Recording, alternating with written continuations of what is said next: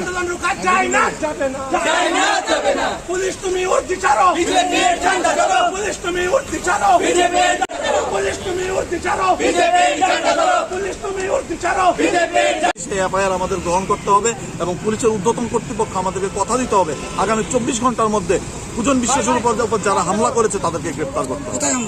সোনামুড়া জেলাতে হামলা হয়েছে। সোনামুড়া জেলাতে আমরা এখানে শুধু বশির মিয়া নামে একজনকে জানতে পেরেছি যে কৈলাসহর ওনার বাড়ি, ঠিক আছে, উনি একজন ওইখানে কুখ্যাত মাফিয়া। আর বাকিদের আমাদের জানা হয়নি, সেটাই আমরা পুলিশের কাছে ডেপুটেশন দিতে এসেছি যে 24 ঘন্টার মধ্যে যারা আক্রমণ করেছে তাদেরকে গ্রেপ্তার করতে হবে। থানায় আমরা এটাই ডেপুটেশন দিতে এসেছি, যেহেতু কৈলাসহর সোনামুড়াতে ঘটনা হয়েছে তাহলে আমরা ডিজি অফিসে আসতে হবে, পুলিশ হেডকোয়ার্টার আসতে হবে। কিন্তু পুলিশও হেডকোয়ার্টারে আসার পরে দেখতে পেলাম আমরা তো ঘেরাও করতে আসিনি, আমরা ডেপুটেশন দিতে এসেছিলাম যে এখানে আমাদের অ্যারেস্ট করতে হবে, তাদেরকে আমরা ডেপুটেশন দিয়ে চলে যেতাম, কিন্তু আমাদের সঙ্গে এখন পর্যন্ত কেউ দেখা পর্যন্ত করেনি। তাই আমরা এখানে রাস্তা অবরোধ করেছি।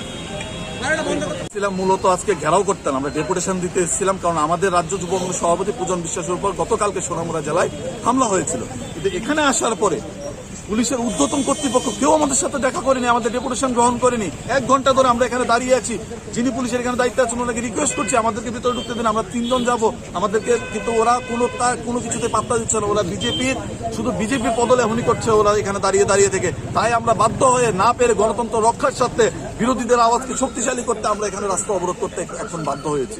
আপনারা এই যে আজকে আপনারা ডেপুটেশন দিতে এসেছেন এবং আপনাদের দাবিটা কি?